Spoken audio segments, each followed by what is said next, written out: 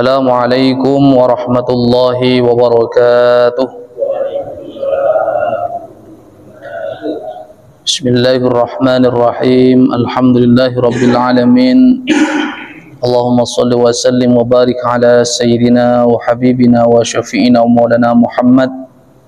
Bersyukur kepada Allah atas segala anugerah yang telah diberikan kepada kita semua. Bersolawat kepada Rasulullah sallallahu alaihi wasallam dengan harapan kita mendapatkan syafaatnya, amin ya rabbal alamin. Hadirin jamaah salat maghrib yang dimuliakan Allah subhanahu wa ta'ala, kita lanjutkan ngaji tafsir Jalalain.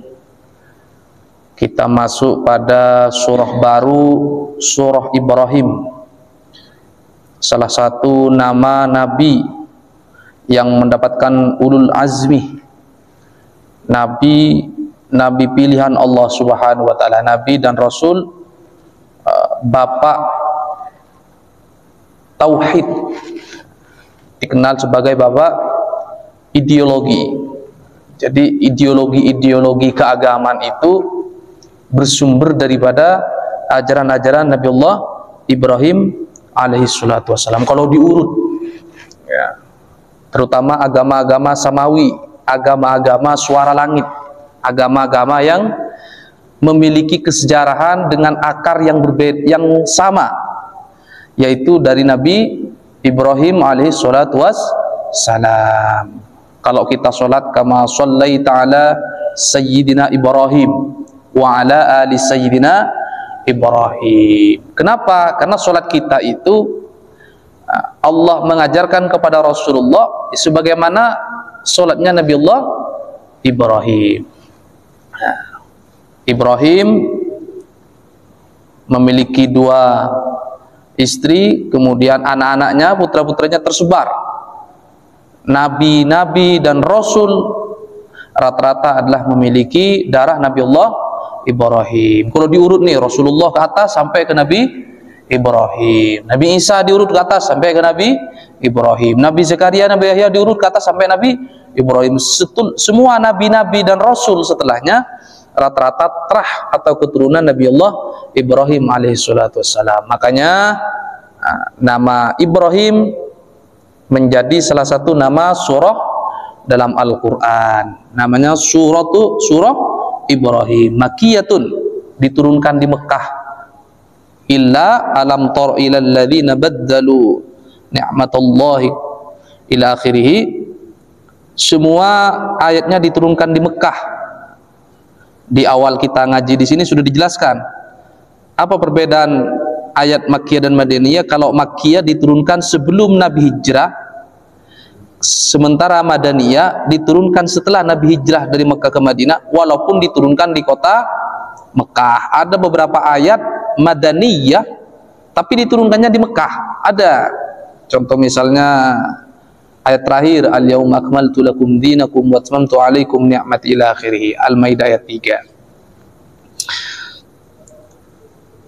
Bismillahirrahmanirrahim. Alif lam ra. Ya, Allahu a'lamu bimuradihi bidzalik. Ini tidak memiliki makna ya, huruf ini ada maknanya, tetapi khusus tafsir Jalalain ini biasanya tidak ditafsirkan, hanya disampaikan Allah yang maha tahu tentang maksud daripada kalimat alif lam ra. Itu termasuk mafatihus suwar, daftar surah-surah yang menjadi pembuka surah-surah Al-Quran. Hadzal Quran kitabun anzalnahu ilaika ya Muhammad. Jadi Al-Quran ini adalah kitab yang aku telah turunkan kepada engkau Muhammad, litukhrijan nasa, untuk mengeluarkan, menyelamatkan, membebaskan, ya, minaz zulumat ay minal kufri, dari kegelapan atau dari kekafiran. Apa kafir itu? Sudah dijelaskan berkali-kali ya. Yang dimaksud kafir itu adalah membolak-balikkan kebenaran, membolak-balikkan kenyataan Dia tahu bahwa lampu itu terang, tapi dia katakan gelap. Dia tahu bahwa Islam itu benar, tapi dia katakan buruk. Dia tahu perilaku Rasulullah, ya. Dia tahu bahwa Rasulullah tidak pernah berdusta. Dia tahu bahwa Rasulullah orang yang sangat jujur, tapi dia ngomporin masyarakat agar tidak ikut Rasulullah. Itu namanya kafir. Terminologi kafir di dalam Al-Quran banyak sekali maknanya, ya. Wa kaffir anna sayyiatina, bukan kafir maksudnya itu. Rabbana ighfir lana dzunubana wa kaffir anna sayyiatina. Jangan asal nerjemah, kafirkanlah dosa-dosa kami. Sesat nanti, ya. Wa kaffir anna sayyiatina maksudnya menghapus. Kaffaro yukaffiru, ya, menghapus. Nah, di sini dijelaskan minal zulumat ay minal kufri ilan nur ay ilal iman bi idzni rabbihim, dengan izin Allah Subhanahu, dengan izin Tuhan mereka, dengan izin Tuhan mereka Allah Subhanahu wa taala, wa yubaddilu minaz zulumat ilan nur. Allah yang memiliki hak prerogatif untuk mengganti kegelapan menjadi cahaya. Makanya, ya, ketika salah satu keluarga Rasulullah SAW yang sangat memiliki jasa mendidik Nabi meninggal, ya, dalam sebuah riwayat baca syahadatnya cuma separuh. Asyhadu an la ilaha illallah, mau nyebutin wa asyhadu anna Muhammad Rasulullah, diintimidasi oleh Abu Jahal, Abu Lahab. Awas. Jadi dia nggak nyebut sampai dia meninggal, baca syahadatnya cuma separuh. Asyhadu an la ilaha illallah, langsung meninggal. Bagaimana? Nah, maka dalam hukum Islam disebutkan bahwa dia belum termasuk orang yang masuk Islam. Nahnu nahkum bidzawahir, nggak tahu apakah dia di dalam hatinya melanjutkan syahadatnya atau tidak. Tapi secara hukum zahir dia membaca syahadat cuma separuh. Makanya dia tetap dihukumi sebagai orang kafir. Rasulullah sedih Rasulullah, ya Allah, orang yang selama ini mendidik saya, mengasihi saya, mengajarkan saya, ya, memberikan kehidupan kepada saya ini kan Nabi ini kan yatim piatu ceritanya, ya.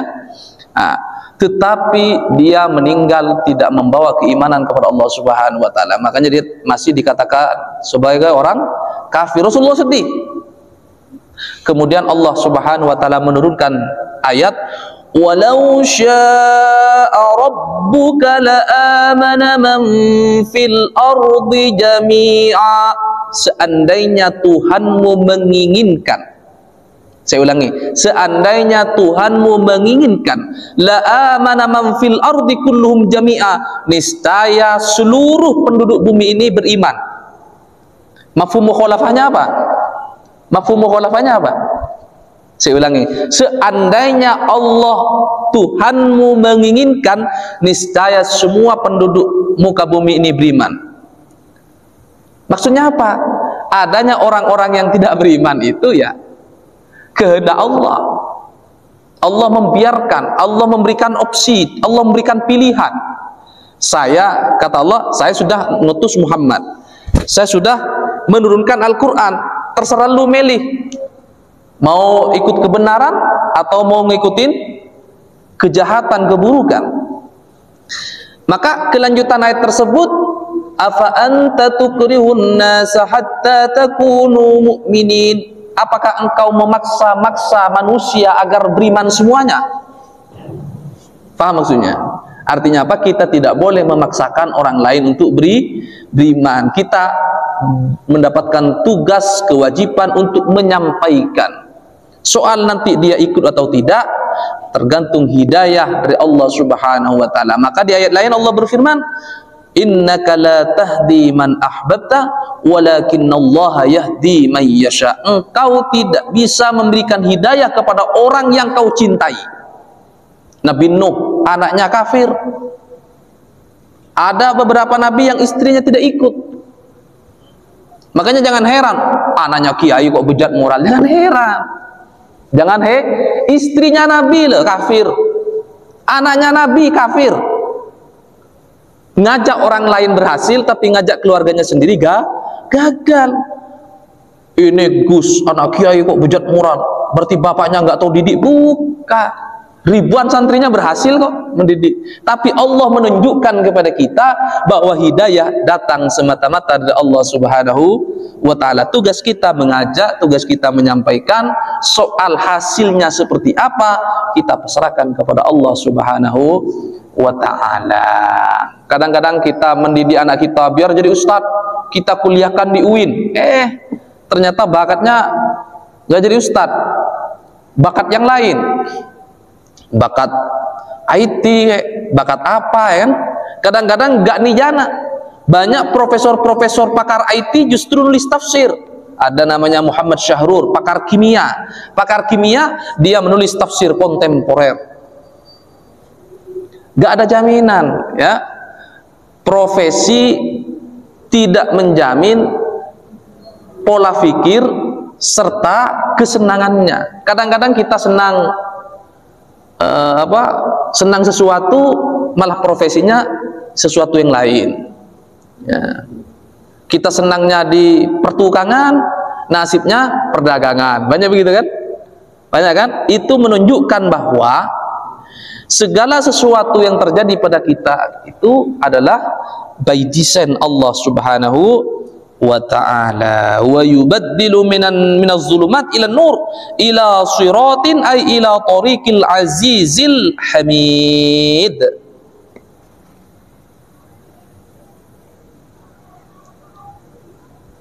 Jadi yang dimaksud minaz zulumati ila nur itu menuju jalan yang lurus, ila siratin ay ila tariqin, ya, ila tariqil azizil hamid.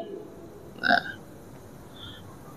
dari menuju jalan Allah Subhanahu wa ta'ala yang maha perkasa, al-hamid, lagi maha terpuji. Udah saya jelaskan beberapa kali di sini, ingat-ingat ya, bahwa pujian itu semuanya kembali kepada Allah. Ada berapa jenis pujian? Alhamdulillah ada berapa jenisnya? Ada 4. Semua itu kembali kepada Allah Subhanahu wa ta'ala. Kita manusia memuji makhluk yang lain, memuji sama manusia. Kamu kok ganteng, kamu kok cantik. Kecantikan, keberhasilan orang lain itu ketika kita puji itu kembali kepada Allah. Kemudian makhluk dengan Al-Khaliq, pujian manusia kepada pencipta itu juga kembali kepada Allah. Pujian pencipta kepada makhluknya, Allah memuji Rasulullah. Allah, innallaha wa malaikatahu yusholluna 'alan nabi. Allah bersalawat dan para malaikat kepada Nabi. Itu juga kembali kepada Allah.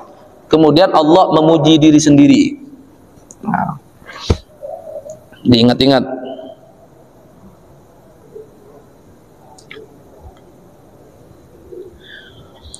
Alladzi lahu ma fis samawati wa ma fil ard wa wailul lil kafirin min adzabin syadid.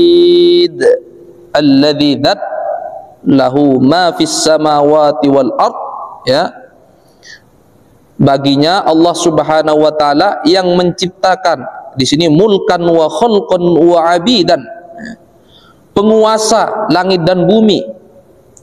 Jadi langit dan bumi ini semua tunduk di bawah kendali Allah Subhanahu wa ta'ala. Sekejap aja, sedetik aja perputaran bulan telat dari arus, dari porosnya, maka dampaknya, efeknya begitu terasa bagi kita, bagi kehidupan manusia. Muter aja kita kan lupa bersyukur itu. Coba sehari aja telat bulan, gimana efeknya terhadap pasang surut air laut misalnya. Sehari saja Allah padamkan matahari, gimana nasib manusia-manusia ini, makhluk Allah di muka bumi ini. Mereka semua bergantung dengan matahari. Wa wailul lil kafirina, wa wailul lil kafirina min adzabin syadid, dan celakalah bagi orang-orang kafir min adzabin syadidin, karena siksaan sangat pedih. Ini statement Allah Subhanahu wa taala bagi orang-orang yang tidak mau mengikuti petunjuk Allah Subhanahu wa taala. Alladzina yastahibbuna ay yakhtaruna al-hayata ad-dunya. Alladzina yastahibbuna, dan orang-orang yang lebih menyukai, mencintai. Istahabba yastahibbu, dan orang-orang yang mencintai, lebih mencintai, lebih menyukai al-hayatad dunya, kehidupan dunia, alal akhirah, ketimbang akhirat. Di sini dalam tafsir yakhtarunal hayatad dunya, dia lebih memilih kesenangan-kesenangan dunia, al-akhirah, ketimbang kesenangan-kesenangan akhirat. Wa yasuddunan nasa, dan menghalang-halangi manusia. Sudah dirinya gelap, ngajak orang lain ke kegelapan. Sudah dirinya suka mabuk, dia suka nawar-nawarin kepada orang. Dia itu menjadi anak buahnya setan, menjadi anak buahnya iblis. Sudah dirinya sesat, dia juga ikut-ikutan ngajak orang lain sesat. Nah, itu yang terjadi, dilakukan oleh orang-orang kafir saat itu.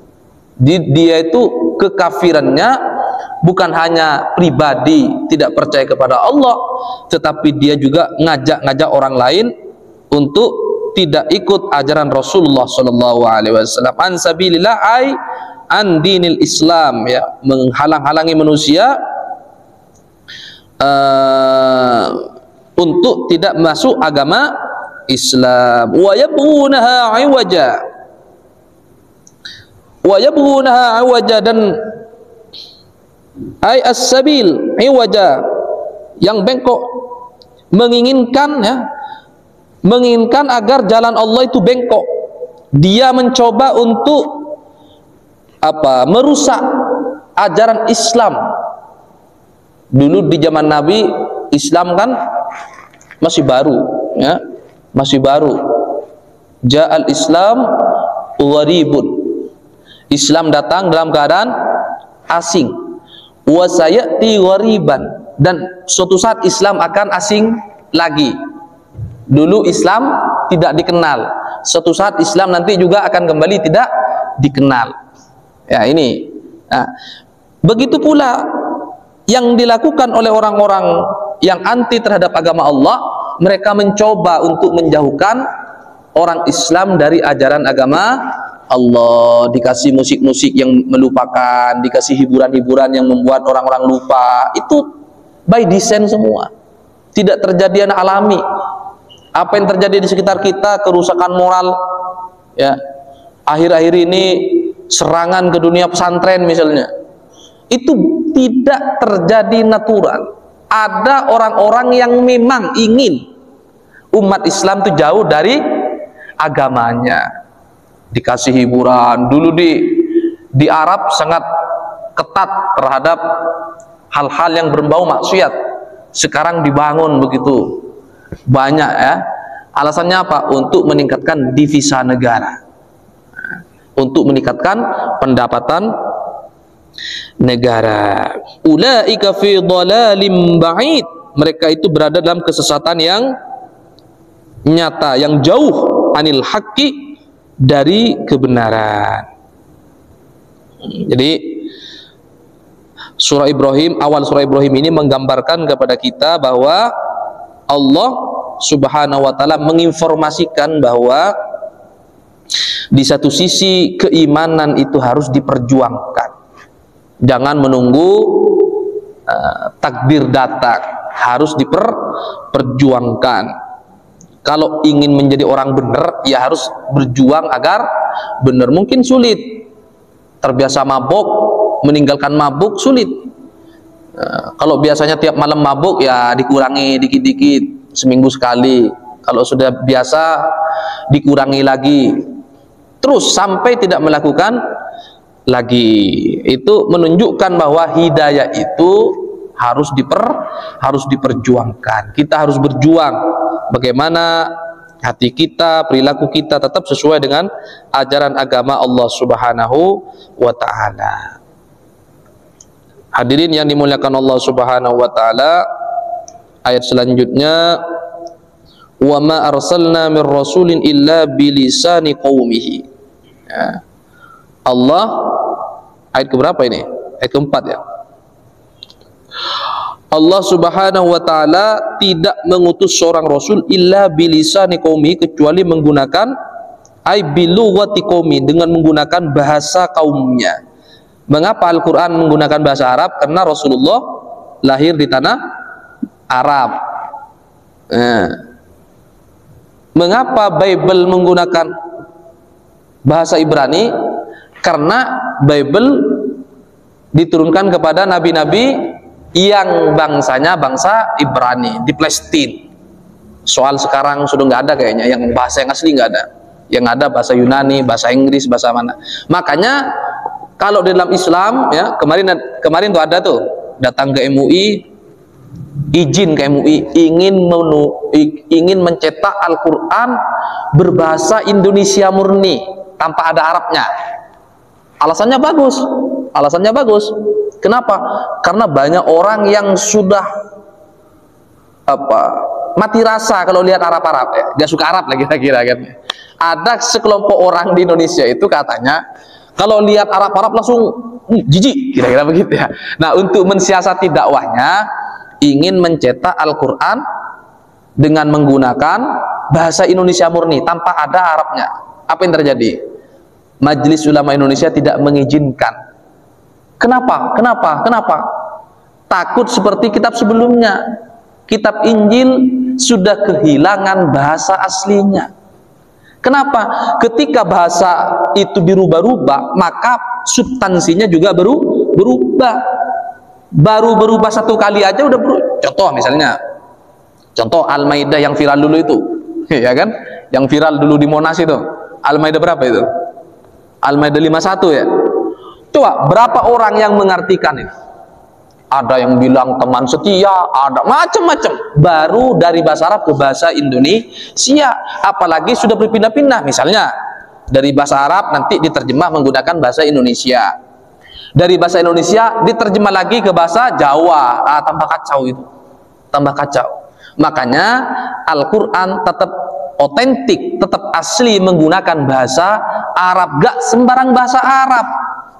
Kalau kita datang ke Mekah Madinah, itu bahasanya pun berbeda-beda. Madza turidu an ta'kul? Kamu ingin makan apa? Bahasa begini nggak ada di Mekah Madinah. Yang ada apa? Ishtib wa ta'kul. Ishtib wa ta'kul, sudah berubah. Artinya apa? Quran ini bahasa Arab, tapi bukan bahasa Arab sembarang. Bahasa Arab Al-Quran ini bahasa Arab Quraisy, bahasa paling otentik dan dibahasakan oleh Rasulullah setiap hari. Gak asal bahasa Arab. Makanya lu orang mana? Orang Arab. Faham gak Al-Quran? Belum tentu. Kadang lebih paham orang Indonesia daripada orang Arab itu sendiri. Tergantung siapa yang ngaji atau tidak. Makanya belajar agama itu nggak cukup dengan terjemahan, harus belajar semua. Nahwunya, surufnya dipelajari. Nah, usul fikihnya dipelajari, mantik belawanya dipelajari. Kenapa dibaca Alhamdulillahi Rabbil Alamin. Kenapa alhamdu? Kok tidak alhamdi? Boleh nggak dibaca alhamdi? Siapa yang bisa menjawab ini? Anak pesantren, Pak.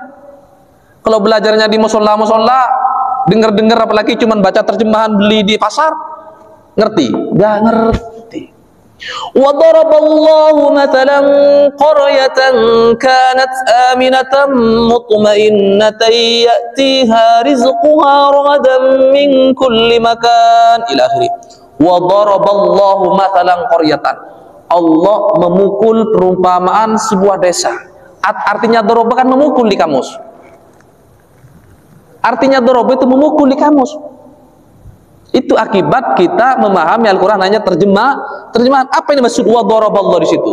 Wa daraballahu mathalan, ay ja'alallahu mathalan. Allah menciptakan sebuah perumpamaan.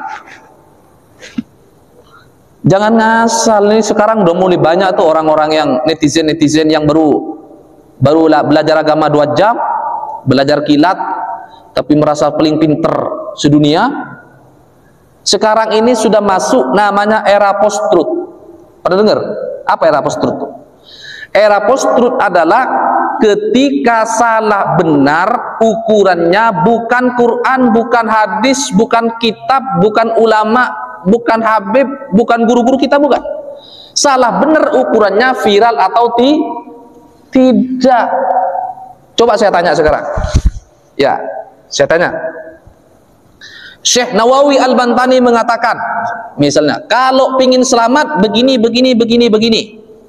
Di dalam kitabnya, misalnya di Marrah Labid, Tafsir Munir, ditulis. Menurut Syekh Nawawi Al-Bantani di dalam kitabnya Tafsir Munir atau Marrah Labid begini, begini, begini, ditulis. Ditaruh di meja. Ada YouTuber pakai udeng, pakai tasbih. Subhanallah, qala ta'ala. Tapi ngajinya belepotan. Mengatakan kalau pingin selamat begini. Sampean pilih yang mana? Pilih Syekh Nawawi Al-Bantani atau pilih YouTuber yang viral? Faktanya hari ini, Pak. Faktanya penggemarnya, penontonnya jutaan. Padahal ngaji aja nggak bisa. Yang diomongin tiap hari agama. Ngaji enggak. Belajar agama itu nggak cukup sehari 2 hari. Susah, butuh keikhlasan, tulu zaman, butuh waktu yang panjang. Santri-santri belasan tahun mondok itu masih merasa bodoh. Ini ada orang baru latihan pakai peci Arab sudah kelihatan paling pinter, kan lucu. Ini namanya era post truth. Sudah diprediksi oleh Rasulullah SAW dalam sebuah firman-Nya, ya, akan datang suatu saat kepada manusia sanawatun khadda'atun, akan datang suatu masa di mana tahun-tahun itu penuh dengan tipu daya, kamuflase. Yang betul-betul ikhlas, ya, hatinya bersih, gak viral, Pak. Gak ada. Tapi yang suka kamuflase itu, sendiwara itu, suka main-main sinetron, ya, itu dipuja-puja oleh manusia. Akan datang suatu masa penuh dengan kamuflase. Itu kata Nabi. Apa? Yusaddiqu bihal kadhib. Orang pendusta dipercaya. Udah jelas berkali-kali bohong tapi masih dipercaya. Banyak itu. Sebaliknya, mereka wa yu'tamanu bil kha'in. Mereka mempercayai orang-orang yang berkhianat. Sudah jelas berkali-kali berkhianat. Tapi percaya. Ada orang, nih contohnya, ada orang. Udah jelas bejat moral, trik rekodnya buruk, datang masa pemilu, buat duit, dipilih nggak? Dipilih. Ada ustadz tamir masjid, duit gak punya, datang ke masyarakatnya, ke kampungnya, saya mau nyalek DPR, tapi nggak bawa duit, dipilih nggak? Nggak dipilih. Itu sudah zamannya begini. Bukan hal politik saja, semua dalam lini kehidupan kita ini sudah penuh dengan kamuflase. Yang benar seolah-olah dikemas, ya, seolah-olah buruk. Ada kiai, ada ulama, ada ustadz, sekali melakukan kesalahan dibully sampai kiamat. Coba bayangin. Padahal sudah tahu bahwa kiai ustadz juga manusia khata'un.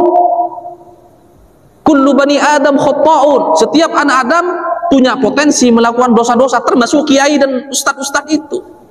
Wa khairul khata'in at-tawwabun. Sebaik-baiknya orang yang berdosa adalah orang-orang yang bertaubat. Ada viral, ganteng, artis, dosa, baru sekali bawa tasbih ke masjid, seolah-olah udah kelihatan paling suci. Bener nggak? Coba cek. Ada artis pakai peci Islam datang ke masjid. Nah, ada Ustadz Maulana tiap hari ngurusin masjid. Kira-kira yang dicium tangannya orang siapa? Artis, Pak. Ini namanya era khudda'un, Khudda'atu. Era kamuflase ini sudah tanda-tandanya kiamat. Maka hadirin yang dimuliakan Allah Subhanahu wa taala, kalau pingin selamat, ayo kita rajin ngaji. Jangan mudah tertipu dengan penampilan, jangan mudah tertipu dengan sorban, jangan mudah tertipu dengan statement-statement yang seolah-olah ia paling dekat dengan Tuhan. Nggak tahu, siapa tahu orang-orang yang paling disenangi Tuhan, orang-orang yang duduk di pojok pasar, dia sambil jagain dagangannya, sambil berwirid dalam hatinya, sambil ingat Allah dalam hatinya. Jangan-jangan mereka lebih dulu masuk surga daripada orang-orang yang tiap hari mempoles tubuhnya seolah-olah orang paling suci. Mari kita buka kesadaran kita. Kita sudah masuk di era post-truth, di mana salah benar tergantung viral atau tidak. Sekarang sudah mulai ditinggalkan turos. Santri-santri, anak-anak kecil sudah mulai tidak minat belajar baca kitab. Kenapa? Capek, lama waktunya. Pinginnya yang instan-instan. Cukup belajar di YouTube. Kan enak tuh sambil dengarin, sambil tiduran ya toh. Daripada belajar baca kitab susah. Puluhan tahun ngaji di pondok belum tentu bisa baca kitab. Apalagi yang sejam 2 jam. Kita kembali kepada Rasulullah SAW. Jauh, terlalu jauh zaman kita dengan Rasulullah SAW. Bagaimana bisa kita meniru langsung apa yang dilakukan oleh Nabi? Saya ingin niru Rasulullah. Saya sholat subuh nggak pakai kunut. Ada begitu jamaah saya kemarin. Saya tanya, emang lu sendiri melihat Rasulullah nggak baca kunut? Nggak bisa jawab. Katanya ustaz, katanya juga. Berarti nggak ikut Nabi, ikut ustaznya kan? Ikut Nabi atau ikut ustadznya?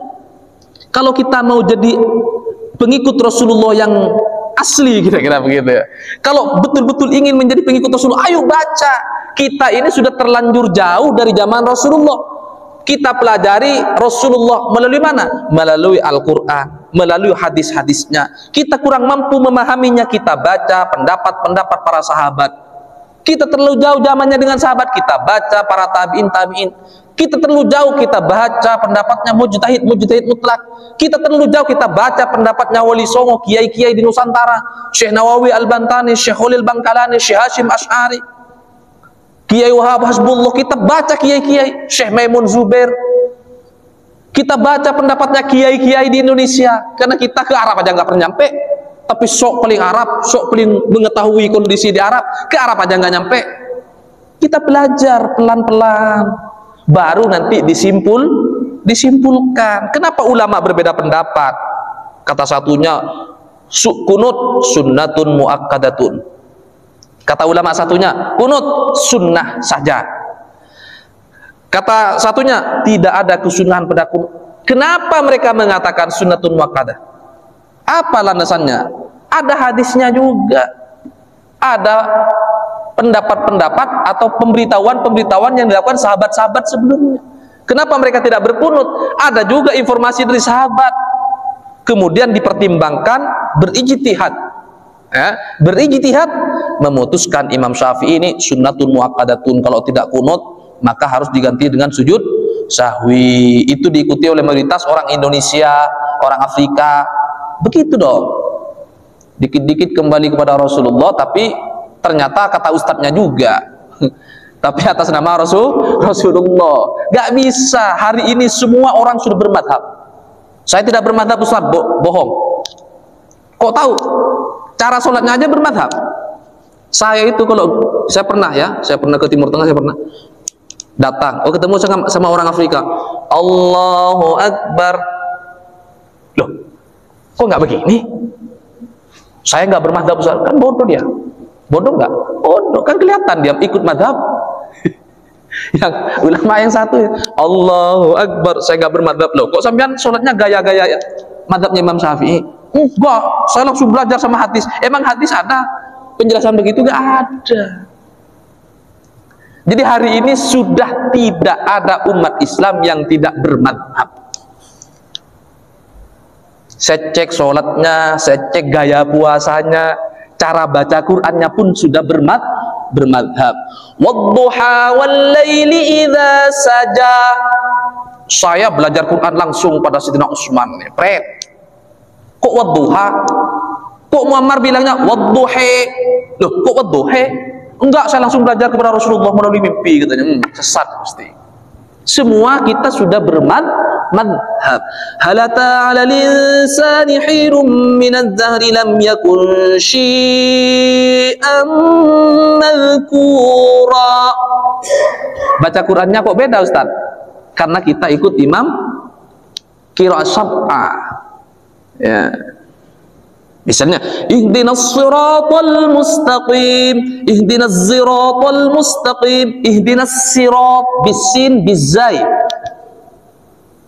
Kok bisa? Saya dengar langsung Rasulullah. Bohong. Hampir hari ini, bukan hampir, saya yakin hari ini tidak ada satupun umat Islam yang tidak bermadhab. Yang ada ngaku-ngaku nggak punya madhab karena dia malas belajar. Dengarnya cuma dengar aja. Kalau kita pelajari tipologinya kelihatan. Madhab Hanafi, madhab Syafi'i, madhab Hambali, madhab Maliki kelihatan. Kelihatan. Makanya saya senang itu. Ada yang membaca suratul Fatihah bismillahnya sir. Bismillahirrahmanirrahim. Alhamdulillahi rabbil alamin. Kayak di Mekah itu. Ya. Kalau di sini beda. Bismillahirrahmanirrahim. Alhamdulillahi rabbil alamin. Tapi sudis ketika ngimamin di Mekah, Bismillahirrahmanirrahim. Alhamdulillahi rabbil alamin. Tapi Imam Sudis ketika jadi imam di Istiqlal, dia menjahirkan bismillahnya. Bismillahirrahmanirrahim. Alhamdulillahi rabbil alamin. Kenapa? Karena Imam Sudis alim, nggak belajar di YouTube. Tahu. Kenapa? Dia ketika di Mekah membaca Bismillahirrahmanirrahim karena dia bermadhab dengan Ibnu Hanbal, Imam Ahmad bin Hanbal. Ketika datang ke Indonesia jadi imam di Istiqlal, dia menghormati mayoritas masyarakat Indonesia yang Syafi'iyah yang menjahirkan bismillahnya. Bismillahirrahmanirrahim. Alhamdulillahi rabbil alamin. Lah Imam Syafi'i ketika sholat, ya, Imam Syafi'i ketika sholat di masjidnya Imam Malik, dia nggak membaca kunut. Ditanya oleh muridnya, kenapa Imam Syafi'i nggak baca kunut? Saya menghormati orang di situ ya, di kuburan. Karena gurunya sendiri punya pendapat bahwa kunut itu tidak sunnatun muakkadatun. Kita ini berbeda karena latar belakang pendidikan, gurunya juga berbeda-beda. Kita lahir di Indonesia yang mayoritas ulama-ulamanya madhab Syafi'i, ya kita ikut madhab Syafi'i. Seandainya kita lahir di Pakistan, di Afghanistan, kita akan ikut madhab Hanafi karena kiai-kiainya di sana sudah bermadhab Hanafi.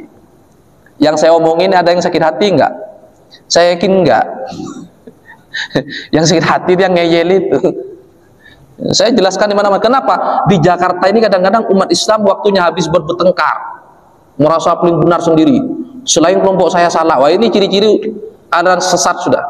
Orang yang merasa dirinya paling suci berarti sesungguhnya dia orang yang paling kotor. Kata Allah apa? Fala tuzakku anfusakum huwa a'lamu bimanittaqo. Jangan kau sok merasa paling suci karena Allah yang tahu siapa yang paling takwa di antara kalian. Kita hanya berijtihad, kita hanya ikut para ulama kita berkunut ya berkunut subuh. Tapi nanti kalau sholat di Masjidil Haram imamnya tidak berkunut, ya nggak usah berkunut, ngikutin aja nanti takut ketinggalan. Ya, kenapa? Kita berada di lingkungan yang mayoritas mengikuti madhab Hambali. Indah nggak Islam? Indah kalau bisa begitu. Nah, indah. Ribut jenggot apa? Nggak produktif. Coba ngaji tafsir kan enak. Ya, coba ngaji tafsir kan enak. Di Jakarta nih kadang-kadang ustadz waktunya habis buat itu, mempersoalkan jenggot, mempersoalkan sarung.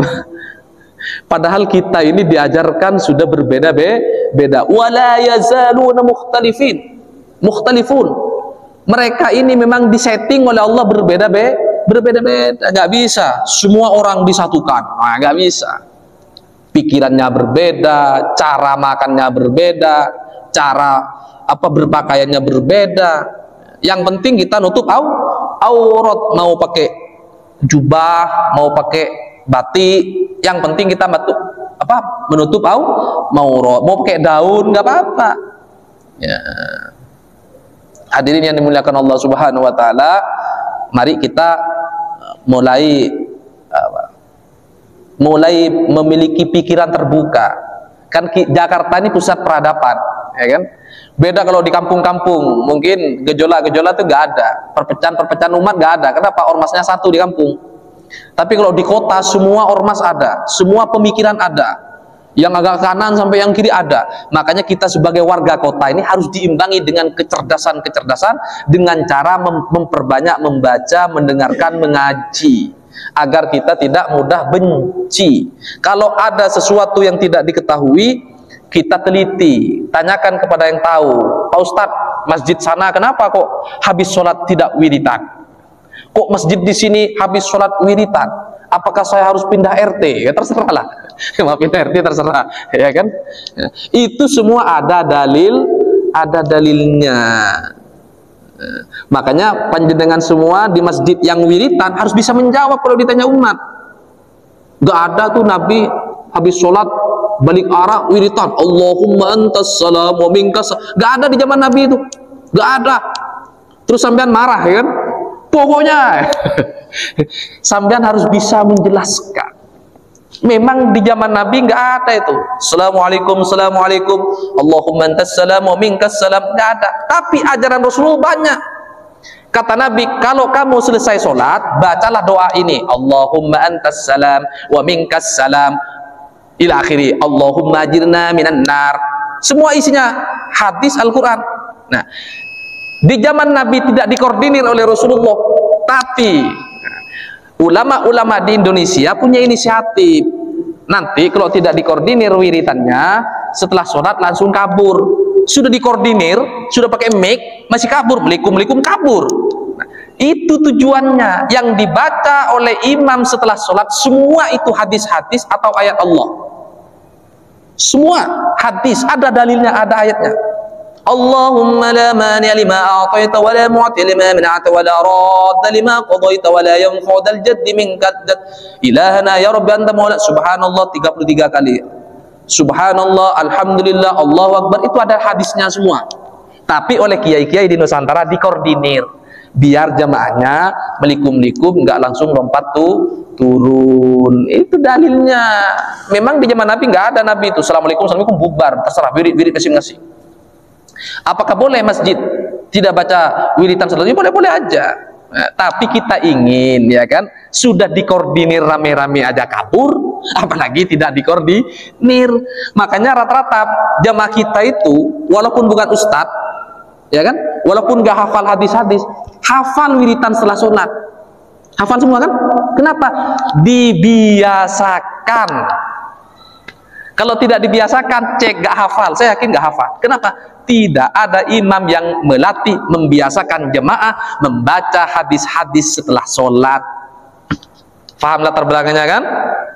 Nah itu, nggak usah marah-marah. La taghdab walakal jannah, jangan marah kau masuk surga. Wal kaziminal ghaidha wal 'afina 'anil nas. Ciri-ciri sifat Nabi adalah menahan amarah dan memaafkan manusia-manusia yang lain. Kita tidak perlu, tidak harus menyalahkan orang yang berbeda dengan kita. Kita kasih pemahaman dan pengertian. Oke, cukup. Saya ini disuruh oleh kiai-kiai menjelaskan ke jemaah karena hari ini kelompok-kelompok yang benci dengan pesantren sudah rame di medsos. Keburukan-keburukan pesantren dikampanyakan di medsos sekarang. Kenapa? Tujuannya agar putra dan putri kita tidak mau belajar di pesantren. Padahal pesantren ini lahir sebelum NKRI berdiri. Pesantren lahir sebelum Indonesia ada. Pesantren adalah tempat, ya, perjuangan ulama-ulama melawan para penjajah zaman dulu. Maka pesantren adalah fondasi. Pesantren adalah fondasi Islam. Pesantren adalah fondasi NKRI. Mudah-mudahan kita semua diberikan kesehatan Allah Subhanahu wa taala, diberikan hidayah. Sekali lagi, mari kita jaga persatuan dan kesatuan. Perbedaan itu biasa. Yang harus kita lakukan adalah bagaimana kita menghormati siapapun yang berbeda dengan kita. Kita semua berharap mendapatkan ridho dari Allah Subhanahu wa taala dan bersama-sama masuk surganya, amin ya rabbal alamin. Wallahu muwaffiq ila aqwamit thoriq. Wassalamualaikum warahmatullahi wabarakatuh.